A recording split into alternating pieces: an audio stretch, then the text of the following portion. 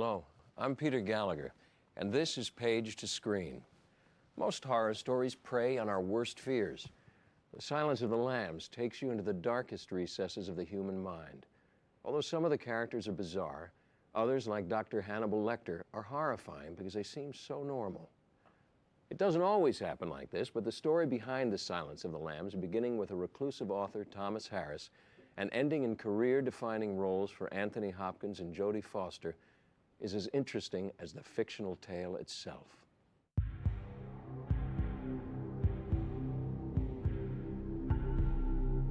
He won't come after me. He dug the graves up of elderly women. Walker. It's a story of madmen whose twisted minds mingled sex with violence. Hey, you don't know what pain is! The FBI never uses the term serial killers. They call sexual homicide. These crimes obsessed a reclusive author. The soul of a man who writes about this kind of terror is a dark soul. A dark soul who created the most terrifying villain of our time. He had just plugged into something truly horrifying. It was a literary vision some felt too grisly for the screen. It was too violent. But it gave one woman a chance to put the past behind her. I really wanted to put an end to playing victims. What does he do, this man you seek? He kills women. It offered one man who'd given up thoughts of stardom a chance to dream again. Go now! Expectations for the film were low. There wasn't a reason to think, there it is, the next big thing. But The Silence of the Lambs wound up grossing nearly $300 million, and it swept the Oscars like no film in almost 20 years. In the next hour, we'll see how one author's bone-chilling book was created and then transformed by a band of outsiders into a cinematic thriller for the ages.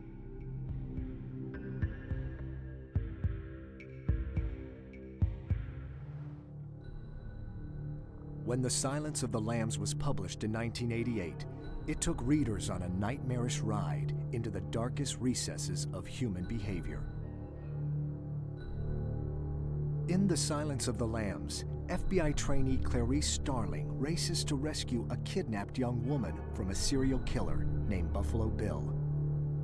Desperate to find her before she's murdered, Starling seeks help from an unlikely source, Dr. Hannibal Lecter.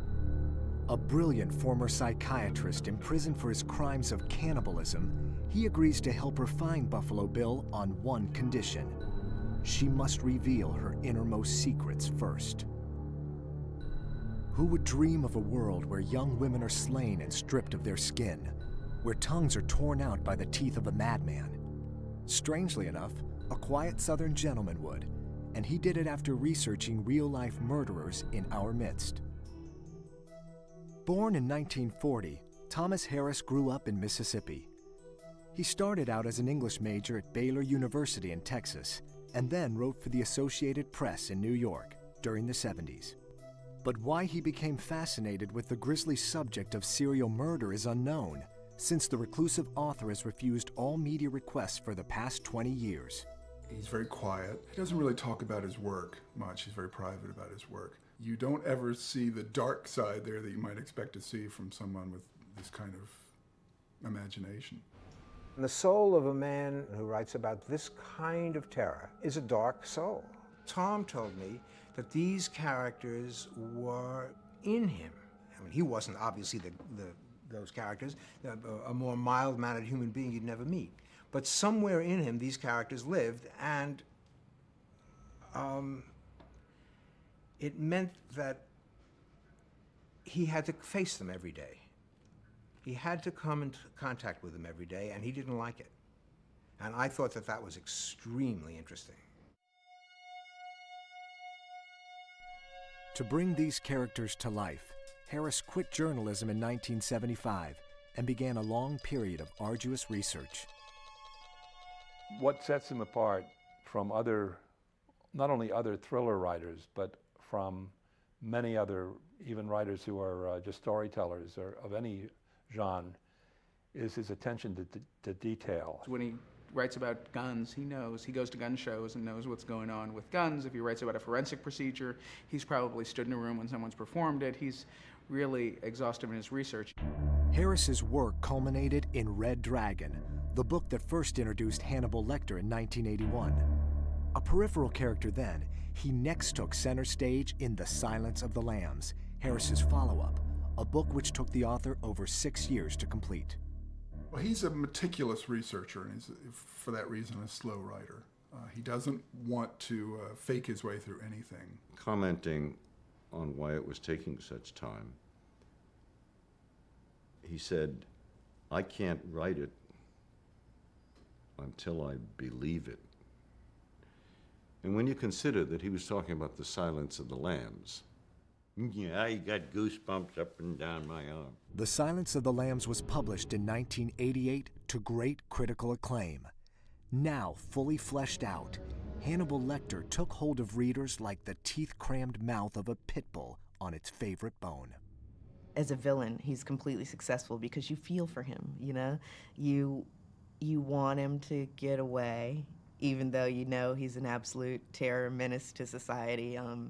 Not a person that you'd ever want to run into, but at the same time, you really admire him in a way. You kind of admire how smart he is. And so that's the other great genius of Tom Harris, is to create this character that you're simultaneously attracted to on some level and repelled by.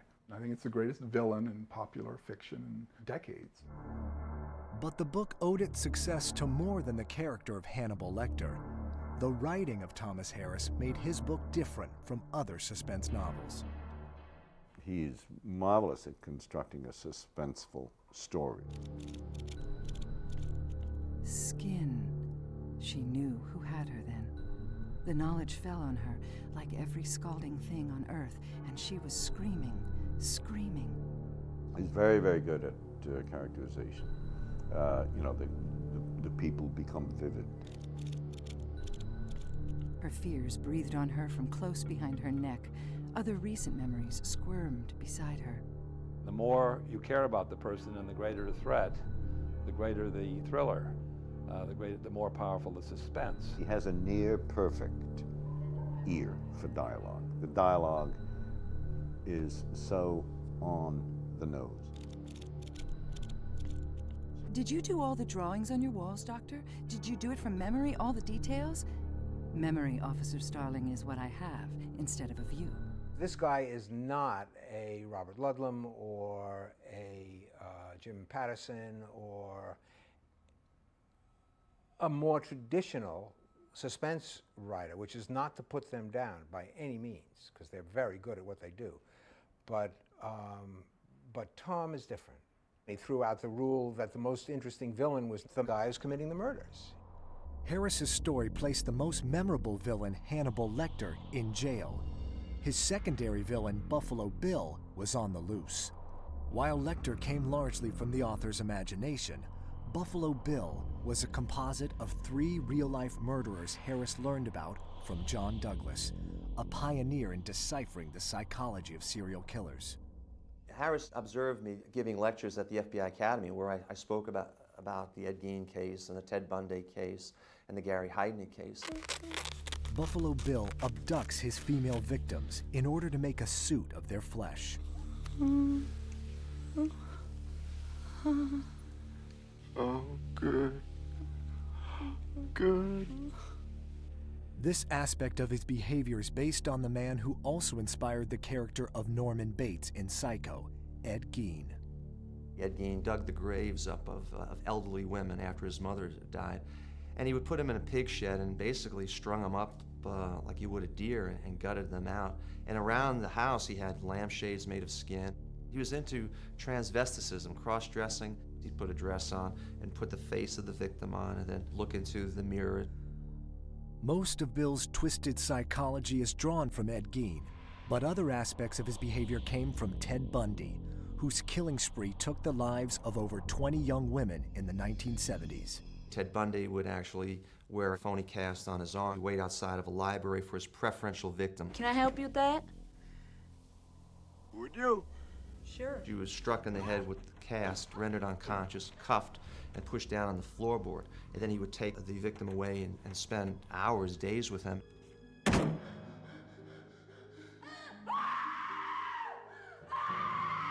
Where Buffalo Bill kept his victims was based on yet another murderer, Gary Heidnik. His victims met their deaths in the basement of Heidnik's house. And he began to dig a pit. It was about 5 feet deep. He would put as many as 3 women in the pit, and then he would fill the pit up with water.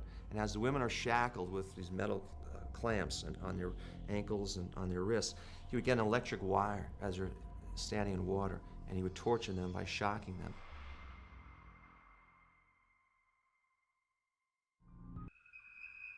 When The Silence of the Lambs was released in 1988, readers were transported by its unprecedented explorations of the homicidal mind. But one woman's love for the book stemmed from a different aspect, her admiration for its heroine. She is much more of a cerebral hero than an action hero, which is you know, it's true to who women are. She's never gonna vanquish the enemy by her brawn, you know, and by her armor and swords. It's gonna have to be through her mind and through her compassion. Well, I love this idea, and this is, you know, was a real personal thing for me, this idea of somebody whose lot in life and whose destiny is to be not the victim, but the one who saves the victims. I have to admit, I did a lot of movies where I played, you know, victims of violence, but I think I was ready to, you know, play something else. The part of Clarice Starling seemed perfect. I think when you see something and you know that it's right for you for all sorts of reasons, not just because it's a good script or because you think that it's going to be very popular, but because it sort of confirms some psychological journey that you're on, you know, and you know that you need this in order to complete your life in some way, then I think you'll do almost anything to do it. Foster wanted to buy the rights to the book, but was disappointed to find they had already been sold for $500,000. She wasn't the only star in Hollywood who sensed the novel's potential. I loved the book. Silence of the Lambs was very different. We've seen some of those pieces of some of those characters in a number of film portrayals, but nothing quite like that. And I thought that if one could pull that off, that you had a chance of having a very successful film. Gene Hackman actually came in with us as partners originally. He was going to direct it. It was going to be his first directing movie, and he was going to produce it and star in it. He was going to play Hannibal Lecter. And when the script was finished, he read it and said, "Boy, this is too violent for me. I don't think I can do it." It was too violent. It was a number of things, and so it was a peculiar time for me that I had this project that I really wanted to do and wanted to be involved in. And it would have been too much for me. And so we bought it back from him, and that's when I sent it to Jonathan Demme. You know, I'd remembered Jonathan's work, and I thought that he could do a really good thriller. In 1988, few in Hollywood would have agreed with that statement. Jonathan Demme had really been known for these kind of slapstick comedies. There was a real campiness to Jonathan. The director had a cult following, but his offbeat films barely broke even at the box office. That didn't bother Orion Studios. Famous for supporting independent filmmakers like Woody Allen, they were willing to choose art over commerce. You know, I always thought that what you needed to do is to allow somebody to reach their potential through developing their art on their own. And this is an art form. It's, you know, it's not just a business. Still, Medavoy wasn't averse to a commercial breakthrough for Demme and thought Silence of the Lambs might be it. But the director was appalled at the idea. You read a treatment of the book, an outline of the book, and like threw it against the wall, you know, in disgust, and said, "I'm not going to do a slasher movie." You know, I think his initial reaction was to not even really take in what it was. But when Mike called him up and said, "Listen, read this book," and he actually read it, he began to get very excited about the possibilities here. The characters and storyline in the book inspired Demme, as did the script by Ted Talley. A playwright turned screenwriter, Talley's vision of the piece set the groundwork for everything that followed. The most important decision was to concentrate on Clarice's point of view, to the exclusion of almost all others. That meant major elements of the book would have to be eliminated. In particular, the motivations of Buffalo Bill, the serial killer, would be largely unexplored. We ended up having to lose references to his childhood and how he came to be this twisted creature that he is. And it was unfortunate. He becomes something of a cipher in the movie, not as rich as he is in the book. But, you know, it's a 375-page book. You can't save everything. You've got to be tough about what comes and what goes. With the bulk of the script ready, Demi's next task was to find his leading lady. He was hoping to look no further than the star of his last film, Married to the Mob. The first actress that we went to was Michelle Pfeiffer, who also felt it was too dark. I mean, as much as she loved Jonathan, she couldn't see herself playing that part. Meanwhile, Jodie Foster couldn't bear the thought of not playing it. The Oscar-winning actress rushed to tell Demi her feelings in person. I basically flew to New York and just to tell him that I wanted to be his second choice because I was so passionate about it. So I did talk to him a little bit about my personal reasons and about my past a little bit. And, but then also that I really believed in the subtlety of it. And I thought that it was very important to maintain that kind of subtlety, is to keep her quiet and to keep her somebody who chooses her words very carefully and who really lives from the neck up. Foster is an actress who enjoys universal respect and international fame, but back then she wasn't a big box office draw. That meant nothing to Demi. Overwhelmed by her conviction and insight, he gave her the part. Now, Demi had another casting decision upon which the success of the entire movie rested. Who would play the cunning cannibal, Hannibal Lecter? He could have chosen anyone in the world to play Lecter because it was such a juicy role. The biggest names in Hollywood were bandied about. Robert De Niro, Robert Duvall, Dustin Hoffman. But Demi didn't want that kind of actor. When you choose a great American method actor, you're choosing somebody who is willing to kind of vomit and, you know, blah, and have it all out there. And so you see the emotional trauma and you know psychologically that his father beat him and that he was abused and that it's all just coming out. But the British are different. And Lecter is different. Lecter is somebody who doesn't tell you who he is. He's somebody who's so busy toying with you because he's trying to deflect you ever knowing anything about him. And that if you ever get a glimmer of something inside of him, within 2 seconds he'll shut it down. And that's almost impossible to get an American actor to play that. So the filmmaker found his Hannibal across the Atlantic. Anthony Hopkins was a Welsh actor with a long and brilliant career in England, but he had never managed to find a breakout role in the United States. At the time that we cast Tony Hopkins, he was doing M. Butterfly in London and had pretty much, I think by his own admission, had pretty much given up the idea of being a big Hollywood movie star. With the addition of Scott Glenn in the role of Starling's boss, Jack Crawford, Demi had now assembled the perfect team.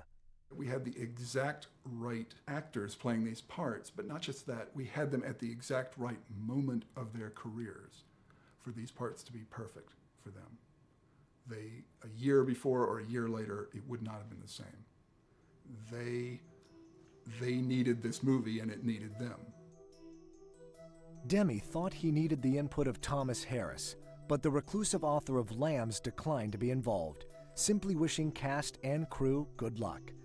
Hollywood insiders weren't so generous, laughing at Orion for squandering its chance at a hit on an art house clique with little clout at the box office.